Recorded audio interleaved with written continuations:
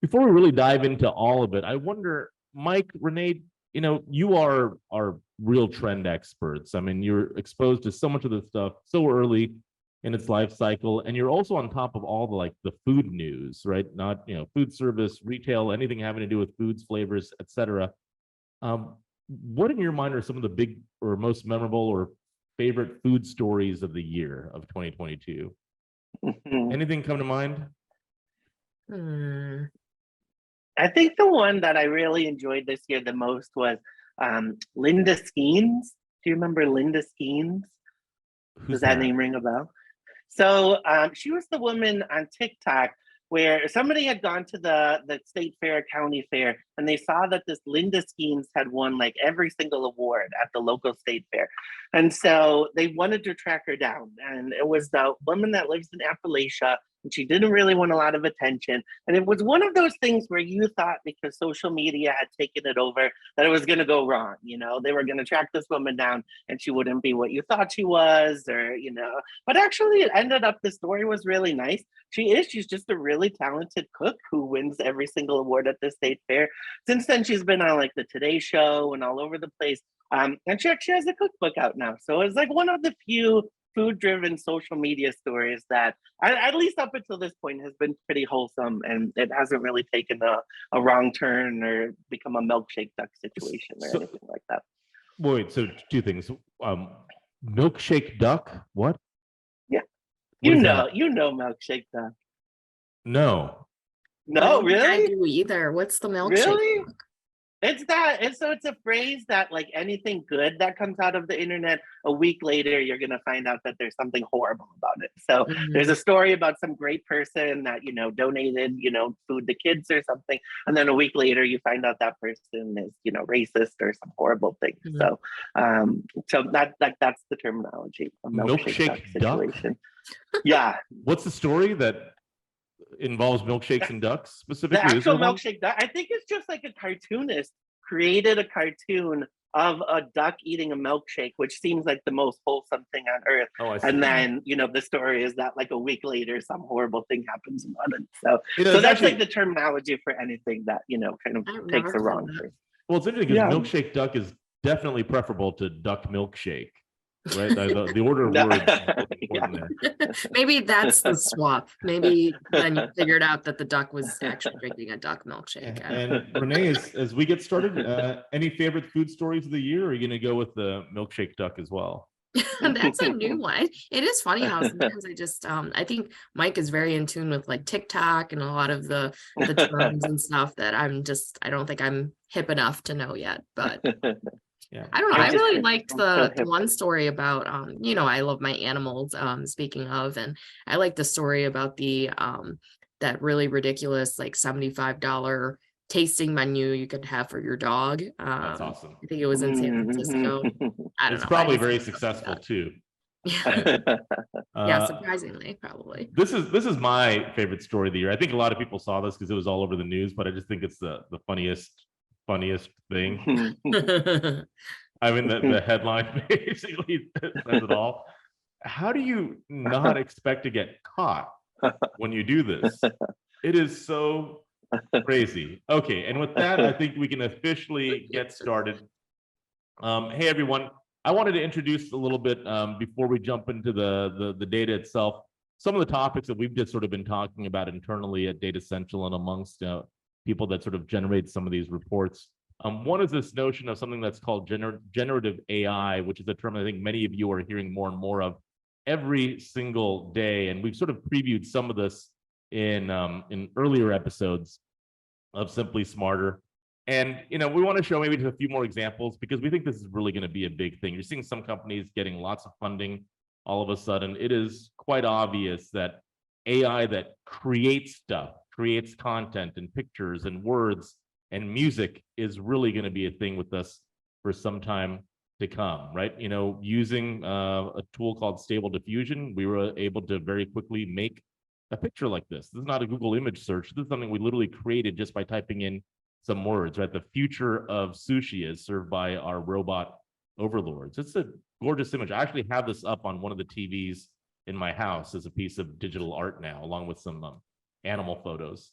This one I like too. This is, I typed in black pug playing spaghetti and meatballs fetch in the snow.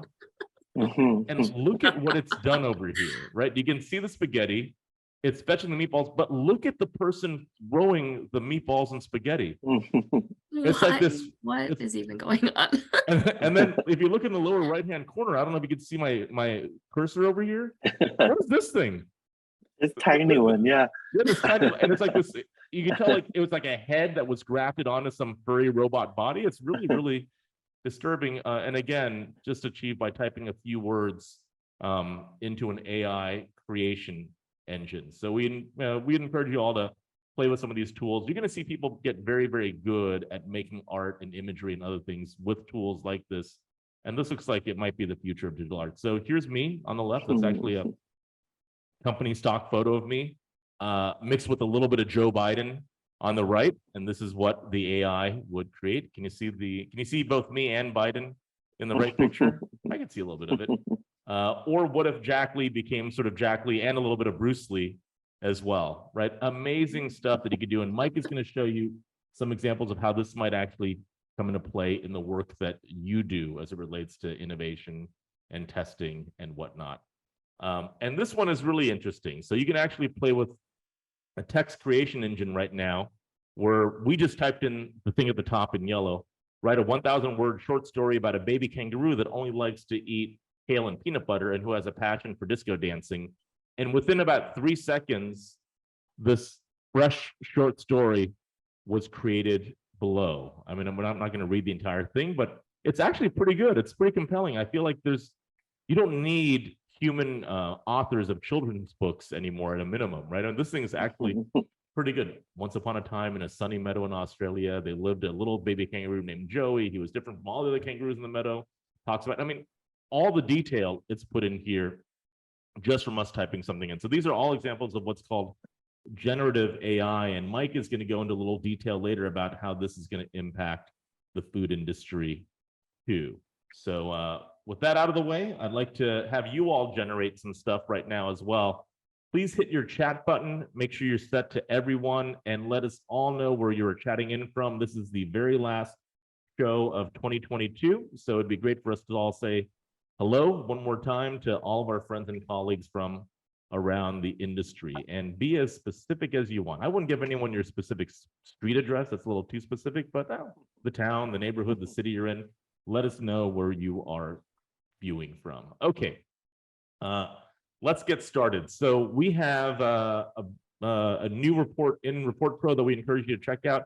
It is our new economic indicators report. This is going to be a monthly report that appears every single month with fresh updates on the latest economic data. That's important to know. So some of the big government numbers, plus some of the stuff that we're tracking on a primary basis in our conversations with consumers and the surveys that we do with operators.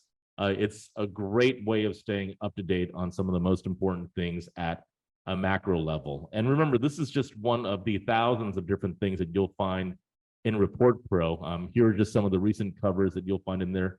I think most of you already use Report Pro now at this point. If you haven't signed up yet, you really should consider it. And if you haven't had a chance to be in there in the last couple of weeks, go check it out. There are many new pieces of content, and we add several new pieces of content every single week. I think we have well over 1,300 reports in Report Pro waiting for you these days.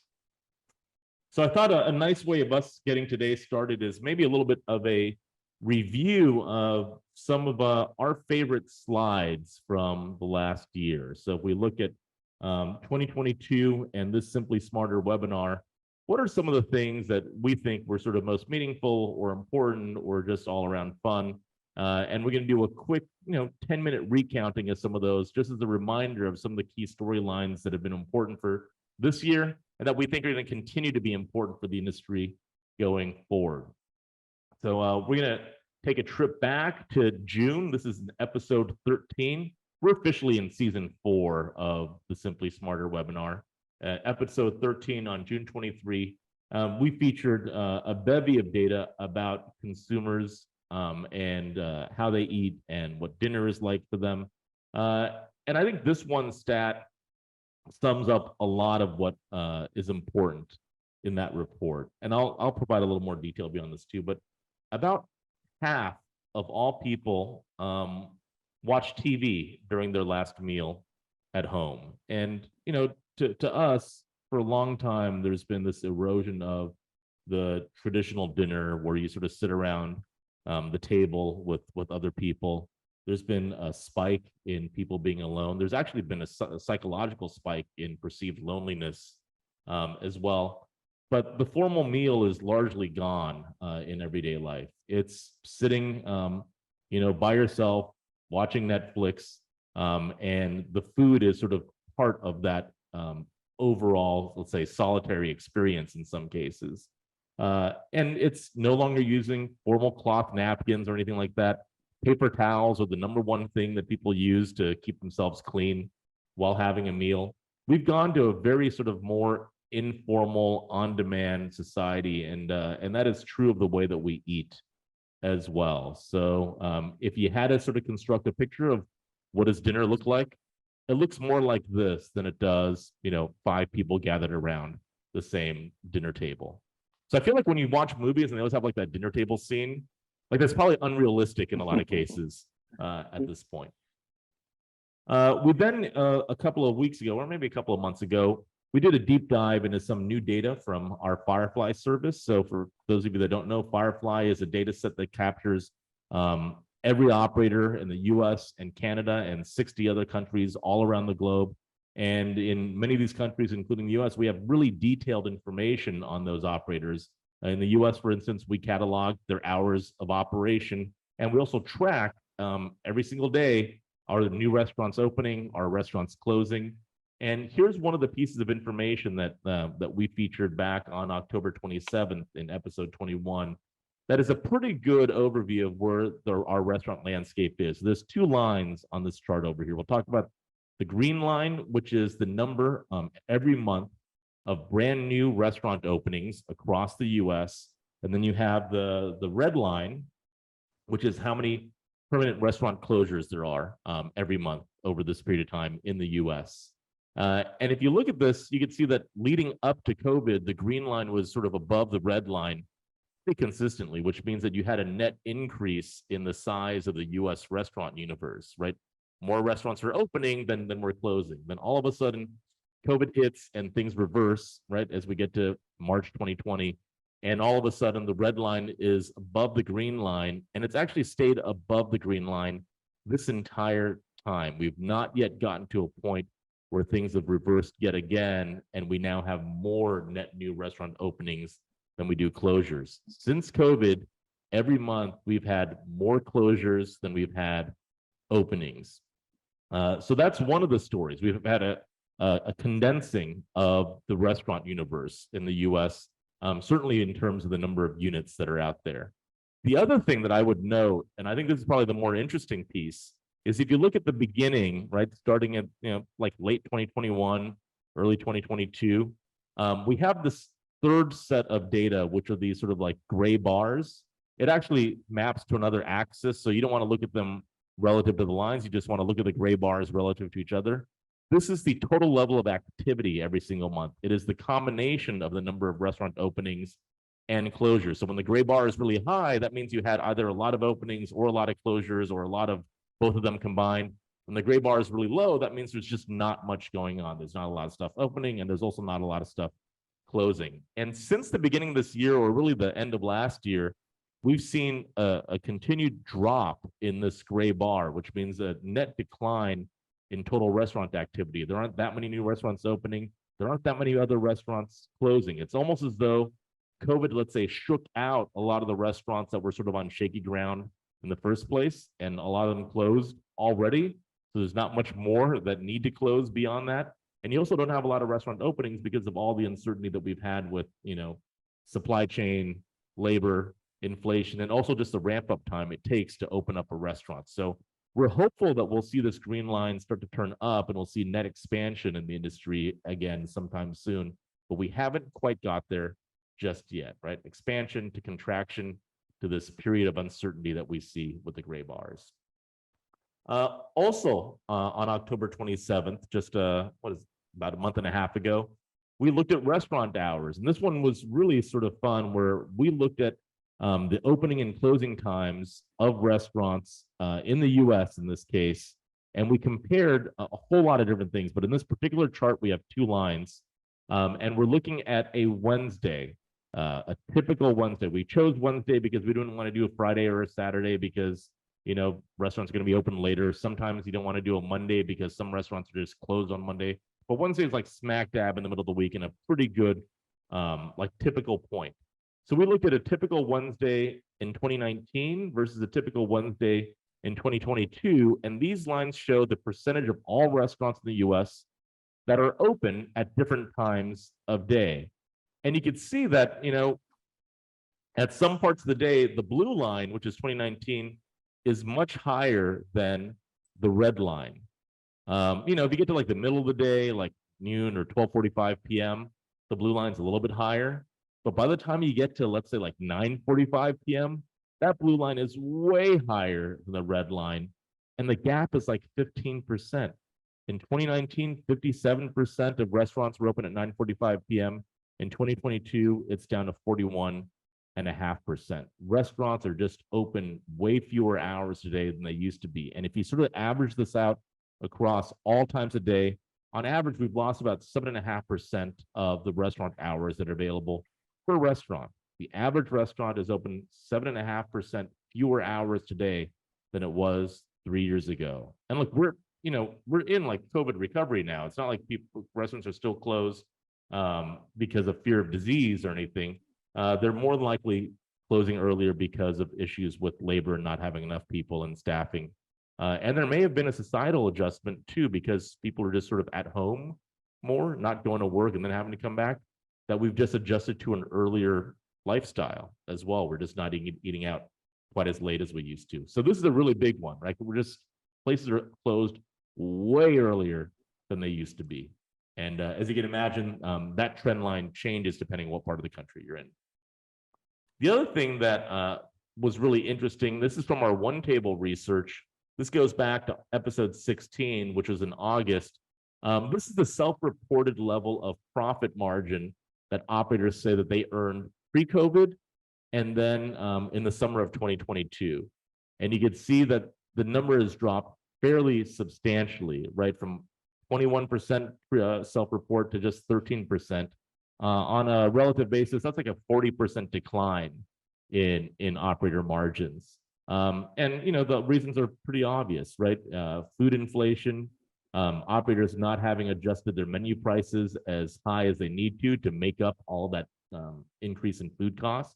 Like we've seen from our menu trends data very clearly that when inflation is at 11, 12, 13% on food cost, operators were still only adjusting their menu prices up like 5 or 6 or 7% more recently.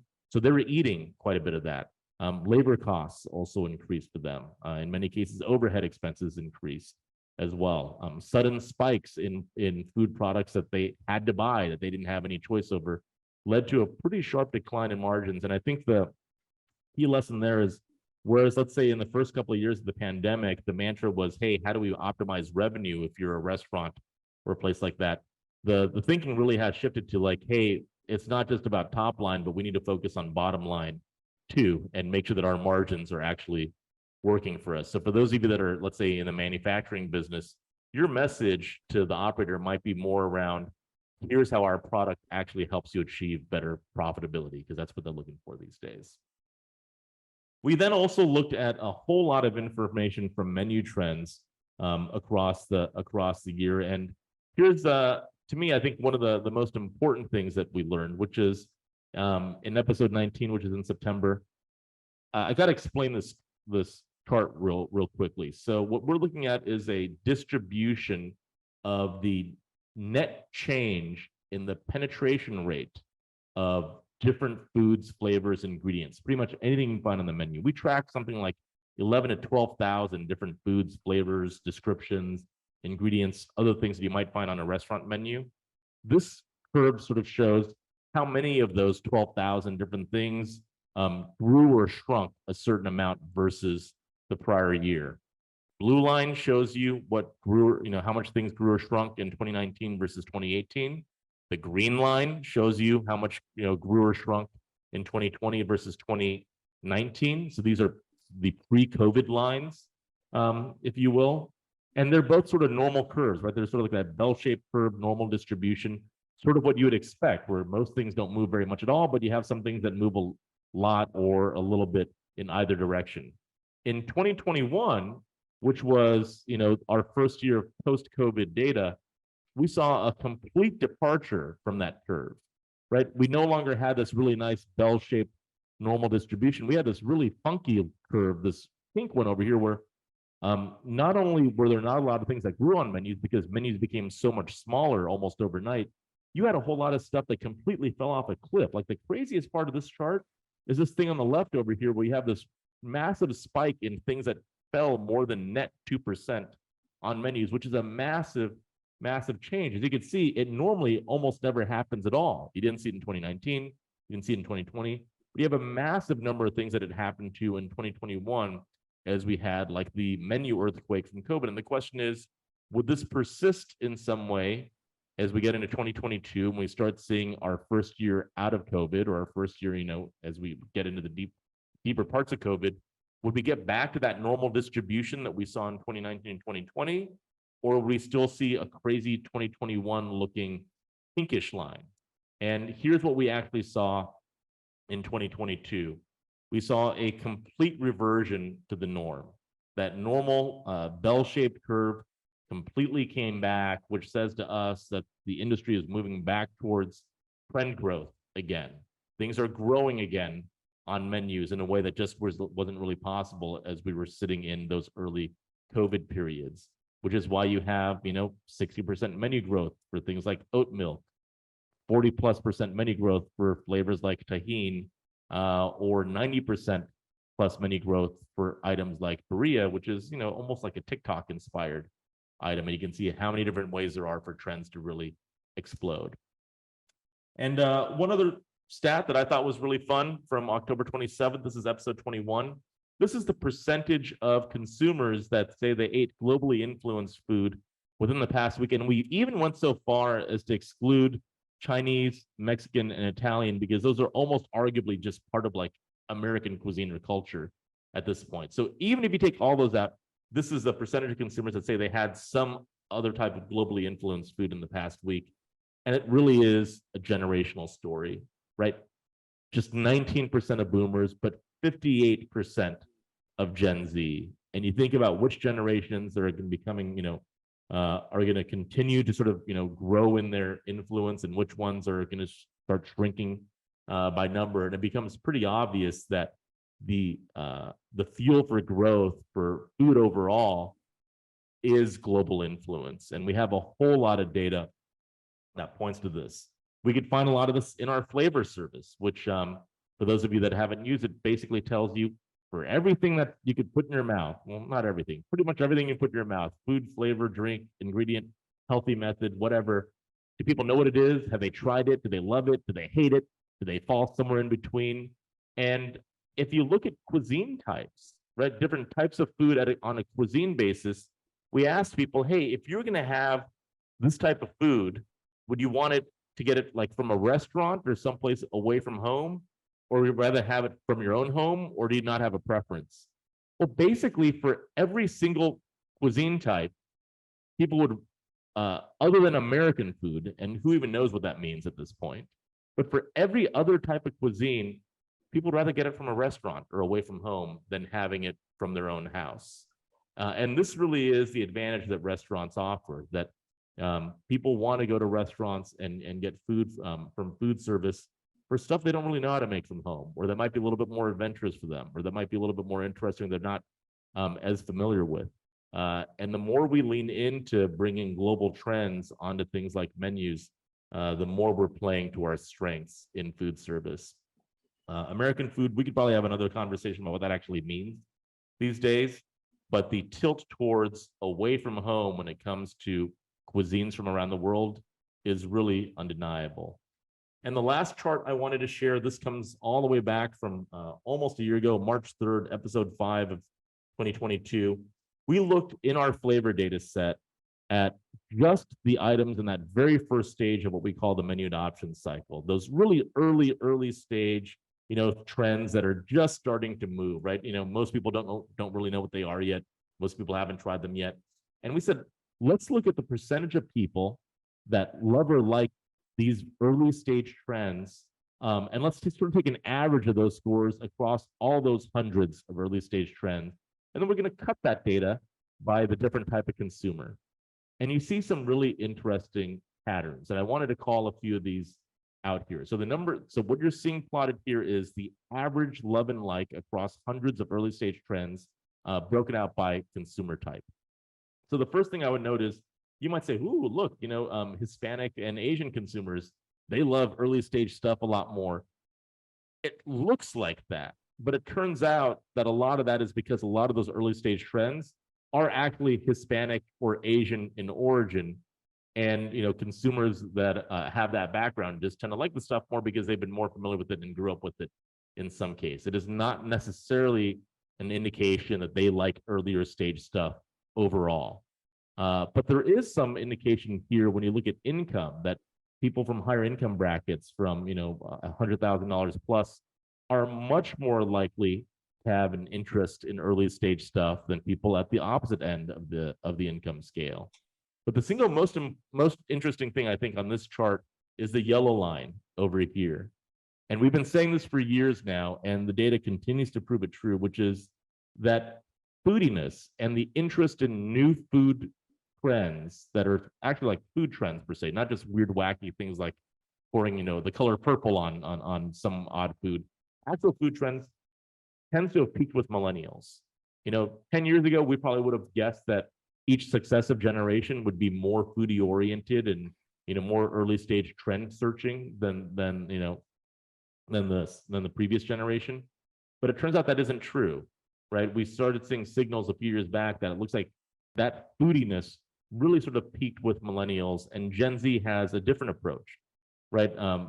They're interested not in so much in just what's a new food trend, they're sort of more interested in like what's weird or unusual or something that's personally identifiable to them. And I think Mike and Renee may talk to that in just a moment. So that was sort of a quick review of just some of our favorite slides from the past year, but there's hundreds more, and we're going to show you some brand new ones right now. But I wanted to conclude with my own personal favorite slide from all of 2022, which is this item over here that we pulled from Snap. Who knows what this is? This has got to be an obvious one at this point. It's on 2.9% of the menu. It hasn't been doing that well lately. It needs a little bit of help for it to really get going again, but it's a trend worth making happen, I think. Mike, Renee, are we getting any good guesses? Yeah, people got it immediately. Yeah, it is, of course, marmalade. And this is the last time I'm going to do this to you this year. If you haven't seen the Paddington movies yet, I highly, highly recommend them. They're great holiday films, too. I would even start with number 2, which I think is still available on HBO Max right now. If you have it, you don't have to pay a dime for it. It'll warm your heart, and it'll make you want to be a better person. And with that, I will transition to Renee. What the heck is going on?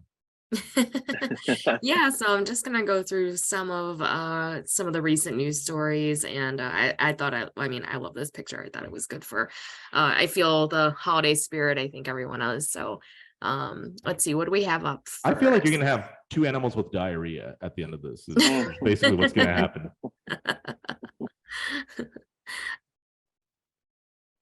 But yeah, so this is one of the recent things that came out on store shelves, and this has been a few years in the making. If you guys remember mini pancake cereal from way back in the quarantine days, when it was about this and anything that you could kind of whip up in your home, take some time to make, and then IHOP had kind of jumped on that right away, actually, and said they were gonna, very great fit for their, obviously, for their menu. And so now 3-4 years after, how long has it been? I don't even know.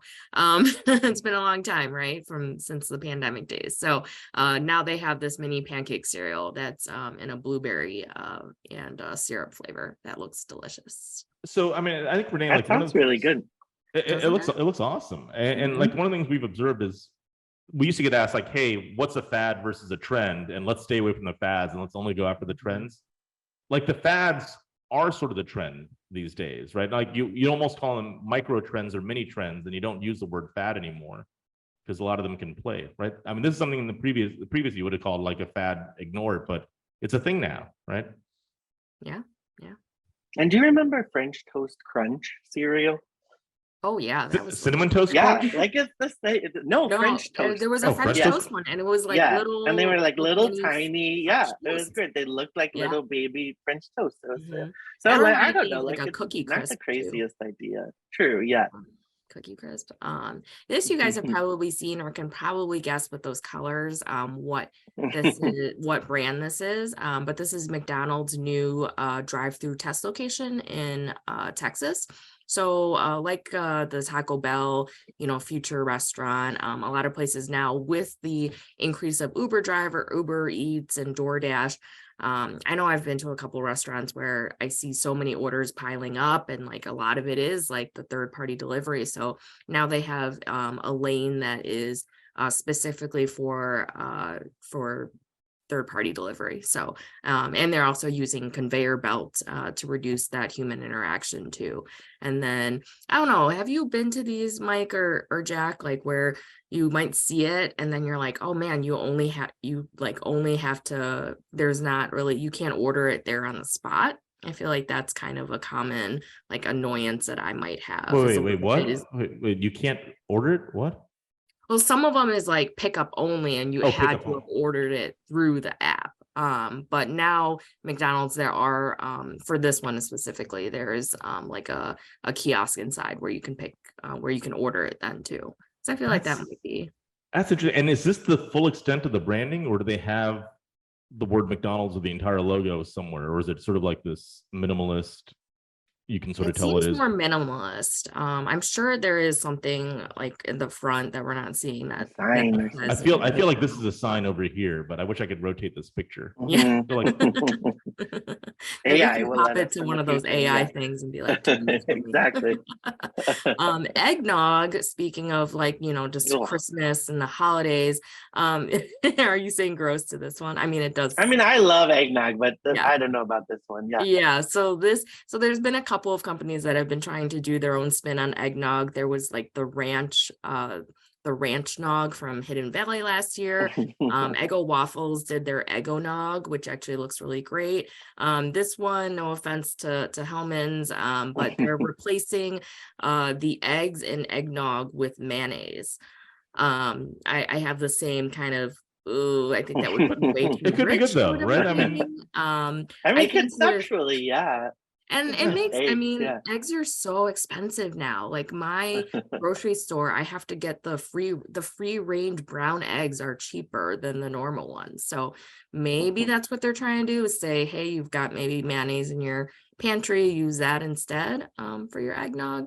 I don't know. I think that's legitimate, right? If you would try that. Do you read this as like, hey, let's do like a viral TikTok type of thing, or is this a legit tip for consumers? I feel like it could be. I feel like it could work. Yeah, we'll have to try. I think it's kind of tongue in cheek, but I'm sure somebody will try it. Yeah. Yeah. So there was one with ranch, Mike. Ranch eggnog. Did you cover that in a webinar, Renee? Maybe, yeah. Hidden Valley did a ranch nog kit that they said. Yeah, so I guess eggnog is trending now. This is like one of those cool things. I thought this was really smart, just kind of brands using their own things and making extensions, chips and dip. This is Doritos dip. So based on their two most popular flavors, they now have these dips to go along with their chips, which I think is super smart. I like how if you take the dip and you turn it upside down, it'll still say dipped, the way they did that logo. Yeah. That is look. Yeah. They even did that. They even did that with the eye, the way they dotted it. So you'll get that upside down effect.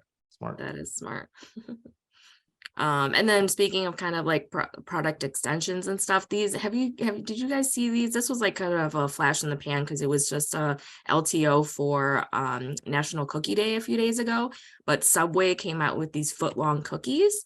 And actually the the third one in the back there with the chips. They are actually all, inspired by their subs. So that one is called the Great Pickle and inspired by a garlic sub. So it had chips, potato chips, and pickles on there. So And peanut butter, it looks like, right? And peanut butter, yeah, and some of the sweet stuff, marshmallows. So that one's a little bit weird. The other ones look like they're pretty normal, right? Yeah. There's a Subway cookie club that had like all four different types of cookies on it. So I mean, I would eat those up. Can you still get these? These are awesome. Can you actually go to Subway? They gave it away as they called it a cookie giveaway, a cookie way, and you had to donate to one of their charities to get it. But I think this would be really smart to bring out, long term. I think this is so well done. They look right. Great. I mean, and it's fun and it's like shareable, or for me, I would just eat the whole thing. I think it's up to you.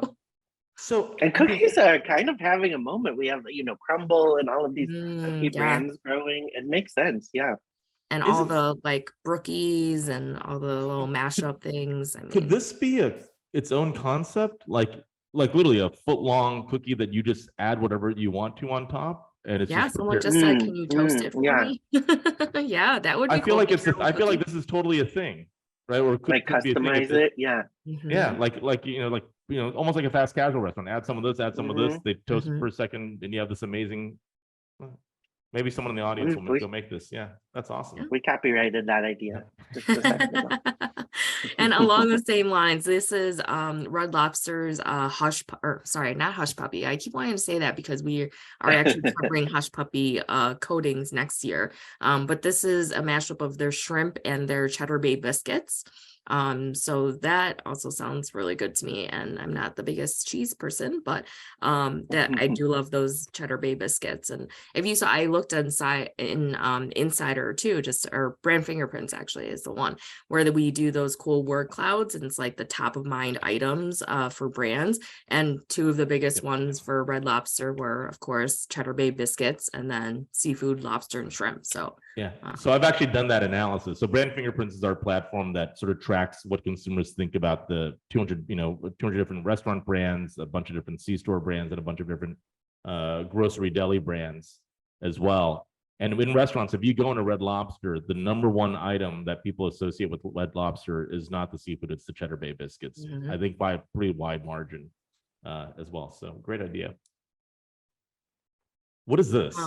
So you guys have probably seen trash can nachos, or apparently there's also like trash can punches too. And can you guys guess how much trash cans have actually increased on menus? I think I pulled the 4-year penetration. That's actually a thing. There are things that describe themselves as trash cans on enough menus to be measurable. Yeah. I know. Wow. I think I did the 1 year for trash can, and it didn't bring up as much as I thought. But these are, so I guess Guy Fieri might be the one that first came out with trash can nachos 10 years ago now. But this is his holiday trash can dessert nachos. And you can get it on Goldbelly, but it's got like cannoli chips, pretzels, marshmallows, brownies.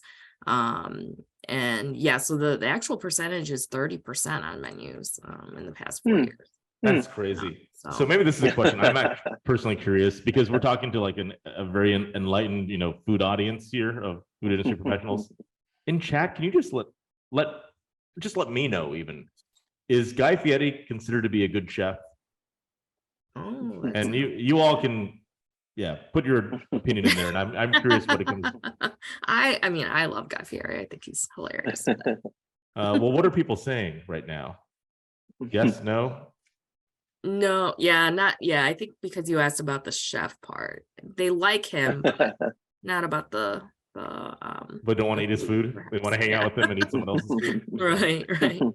And then I try to embrace my inner Mike and find some cool tech food examples to update you guys on too. This is the MKV, which I realize is like the Mike Kostyo vehicle. I love it. It's the first model of a driver optional all electric tractor from Monarch. So this has been in production for several years. And actually the first ones are going to Constellation Brands. And it's going to be the first, even though there's a lot of these, all electric tractors, this is the first one that's going to be driver optional. So I know there's like a big price tag to it. I think it's 2 or 3 times more expensive than like a conventional one. But of course has a lot of implications for automation. It's cheaper than a driver, though, is the point, right? Yeah. Awesome.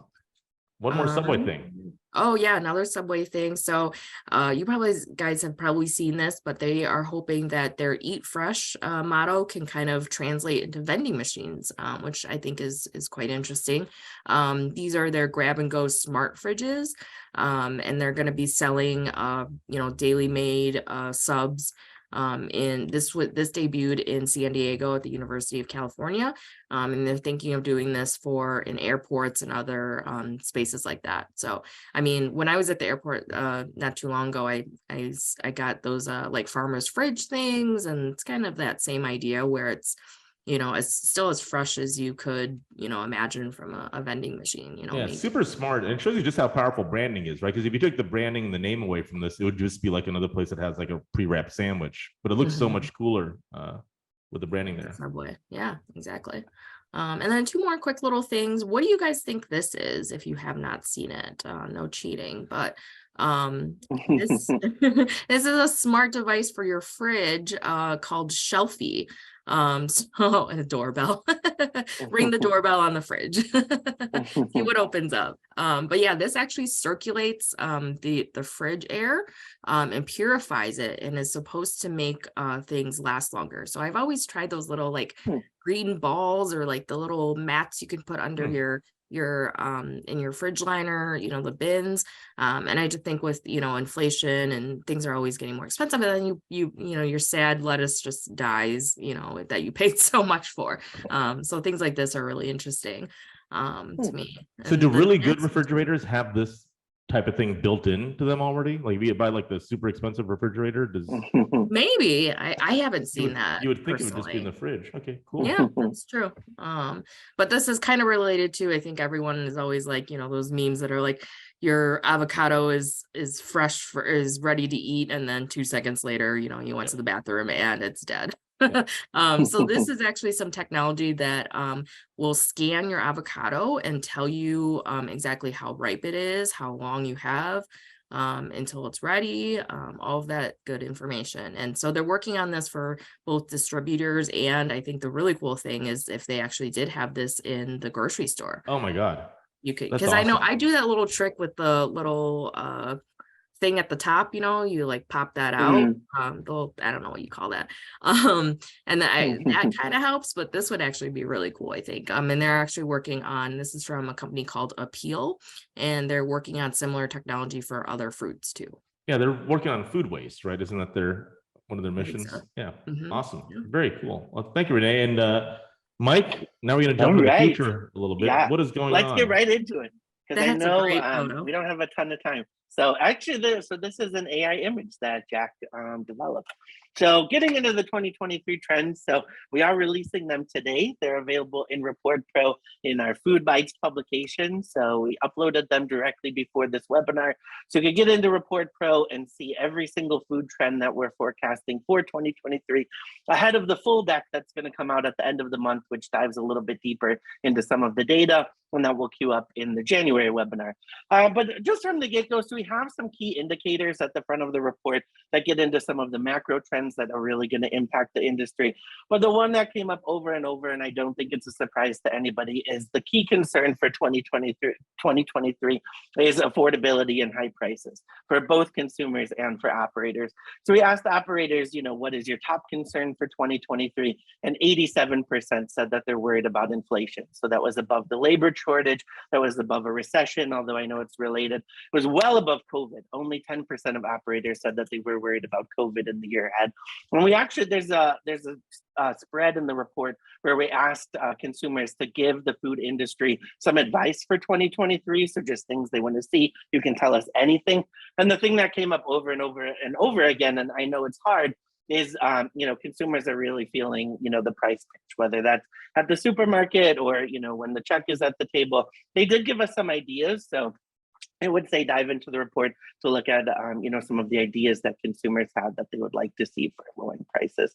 And then getting into, so every year we kind of look at some large macro trends, some more targeted micro trends, and then some of the flavor and ingredient trends. So these are some of the macro and micro trends that we looked at and that we think are going to be really key for 2023. And Jack already queued this up, but we really think this is going to be the year that AI just kind of changes everything. If you look at what happened in 2022, from DALL-E 2, which is, that image generation engine, to even the chatbot that, Jack talked about that actually came out in the time that we produced this report, so you can see how quickly things are happening. It just feels like all of the predictions that we've made about AI are finally coming true. That idea of the future and, how AI is going to be so prevalent in it, that's kind of here at this point. So this is actually, you asked this question of the chatbot, which is to write a sonnet about the joys of eating buffet food. So it's kind of like what you showed earlier, Jack, and this is what it came out with.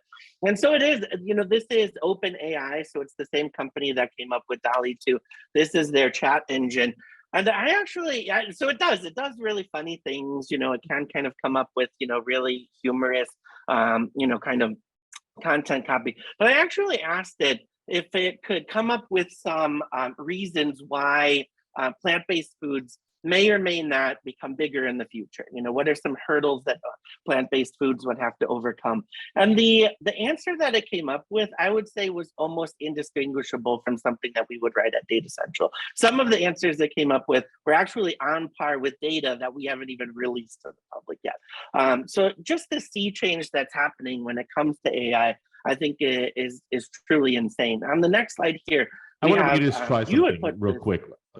I don't know if it'll work, if the thing's down or not, or if it's busy, but let's try to actually make have it create something. So in chat, can you all come up with like 3 different foods or ingredients, and then pick a celebrity as well. And then Renee, why don't you have it create a story about space aliens, that celebrity, and those 3 foods, and then you could paste it in chat when it's ready. Just let us know when it's ready to go. All right, let's keep going. Well, and you had created this, so there's a wide variety of implications for the food industry. I think one of them is something that we had showed previously on one of the webinars, which is immediate iterations of a product that you've concepted. So you had an image here of a burger, and you immediately got new iterations of that burger. I think you have an Italian one here. You switched it out to a chicken burger. The last one is, what was it? It's like a quesadilla burger. A kale quesadilla sandwich with bacon, I believe.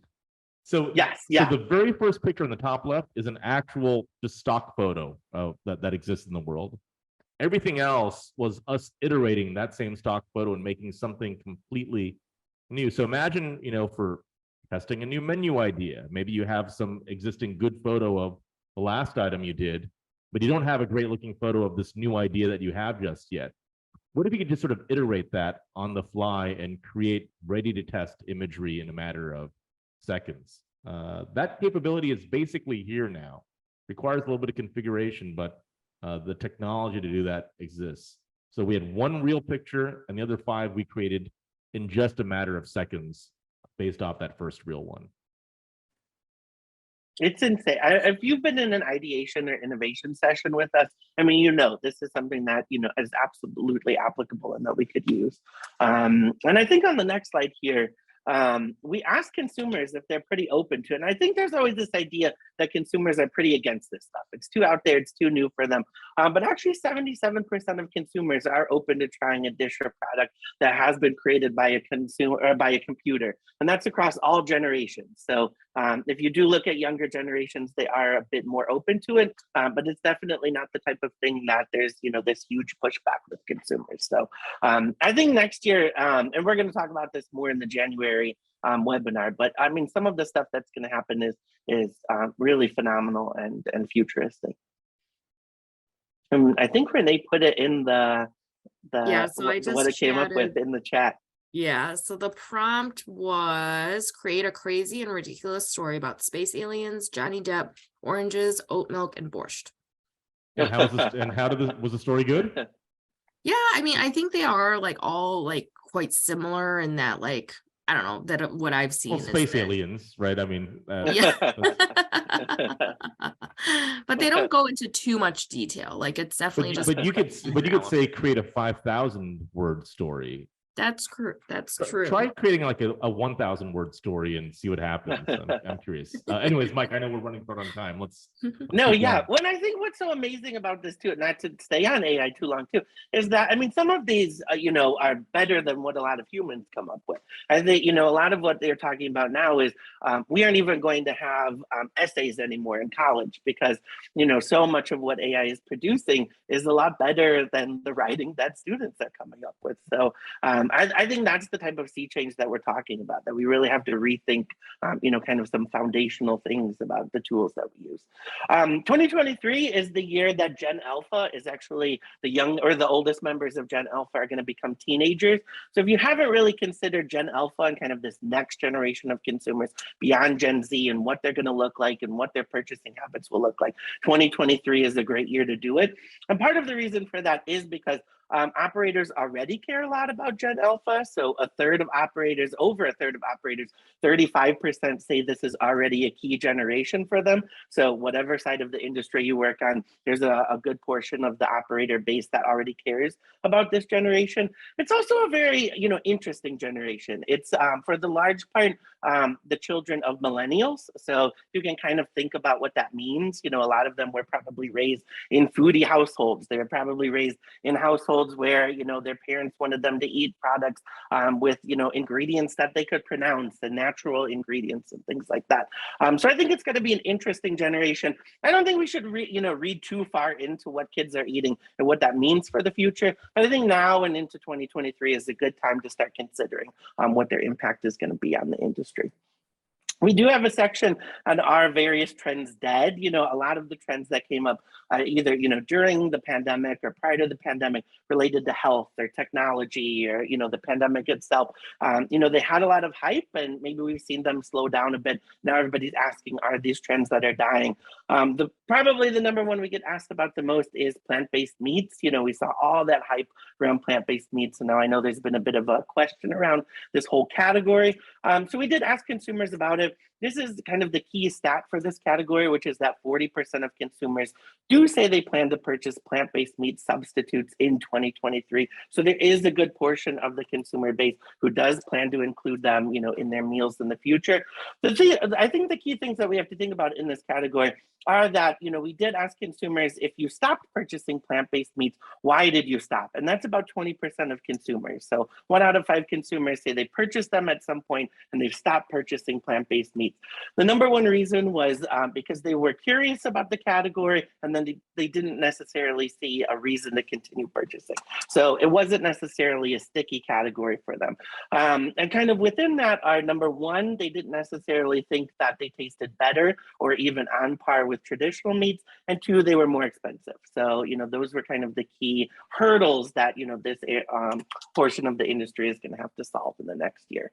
The other one that we have in here is ghost kitchens. This is one of those topics where during the pandemic, it was, these are going to be the future of everything, they're going to be everywhere. But now that the pandemic is, I don't want to say over, but at least, not necessarily top of mind anymore, the question is, are these going to survive?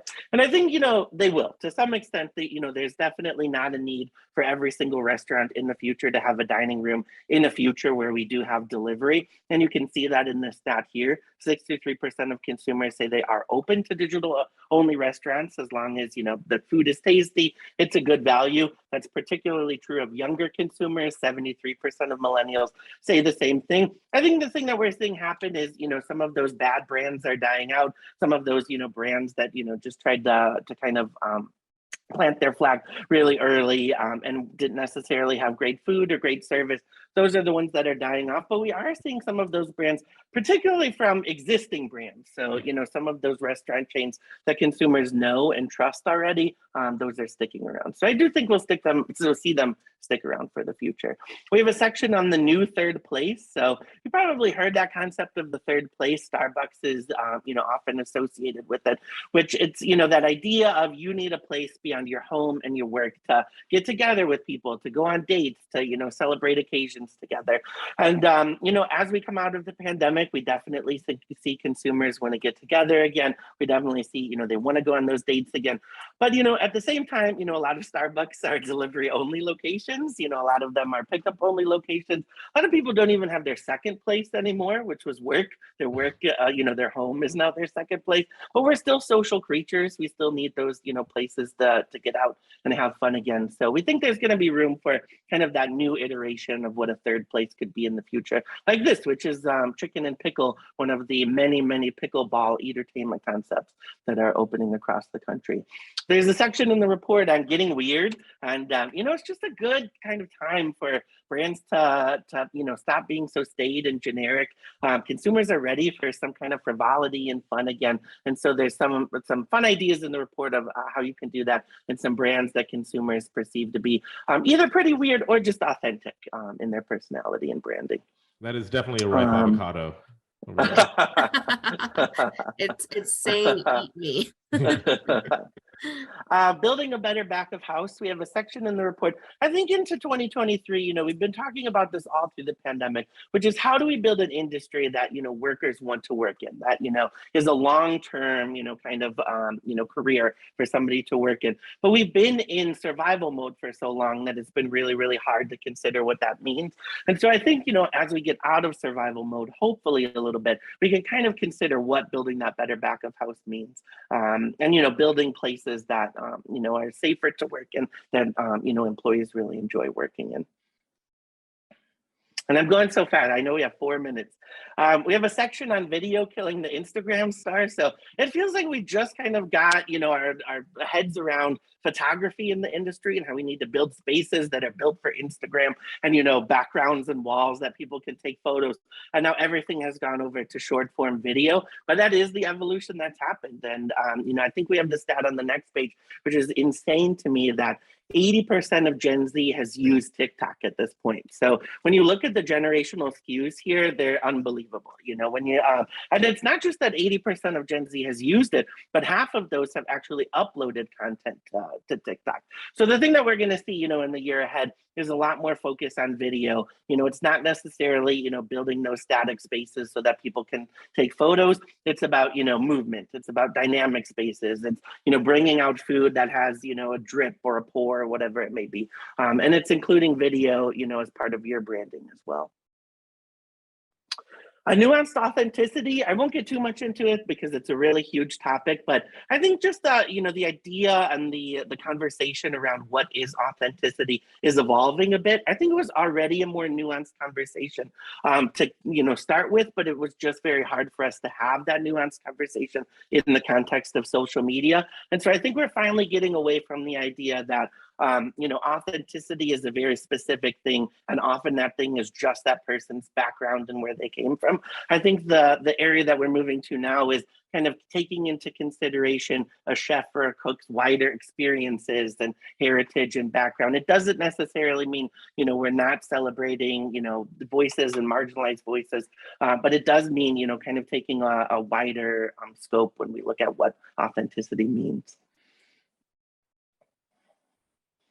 Regenerative agriculture growth. So I think if you haven't heard this term already, this is going to be the term that you're hearing everywhere in the next year. It's kind of the next, you know, sustainability or organic. We were actually in San Antonio a couple months ago, and we saw them calling out every meat on the menu as you know, raised in a regenerative agriculture way. But it's kind of this holistic practice of thinking, you know, all the way through all of the different impacts that a farm or agricultural operation may have, particularly focusing often on the soil. And with 2 minutes to go, I think I will say real quick, so the report is, in case we run out of time, the report is in Report Pro right now. It is the free Food Bites report. You can download it immediately. We have data on all of these topics in there. We actually have 20 different foods and flavors in there. We have the 10 foods and flavors that we think will be key in 2023, and then the 10 far off flavors to watch, which I'm just going to queue up like a few of them really, really quick if you think we have time, Jack. Mike, I feel like we should save this for next time because you have so much detail to go. Yeah, but this would be a good place to sure. stop. So for all of you that have Report Pro, if you log in right now, you could download our 2023 trends report instantly. It's there waiting for you. And when we come back in January, Mike is going to go over some of the top food trends that we have predicted for 2023. And we wanted also maybe just tease you with one other interesting stat. So, you get to like New Year's resolutions and everyone wants to be healthy. What is the #1 consumer health goal in 2023 as indicated by 68% of consumers? It fits in that box right there. What is the #1 consumer health goal? You're gonna have to come back and join us in early January where we reveal the answer to this and some of the other food trends that are going to dominate next year. January 5th, 12 p.m. Central. We'll see you there. I thought we were going to go 10 minutes over, but we cut some content out, and we made it on time. Thank you all again for a fantastic year. Mike, Renee, you guys are spectacular.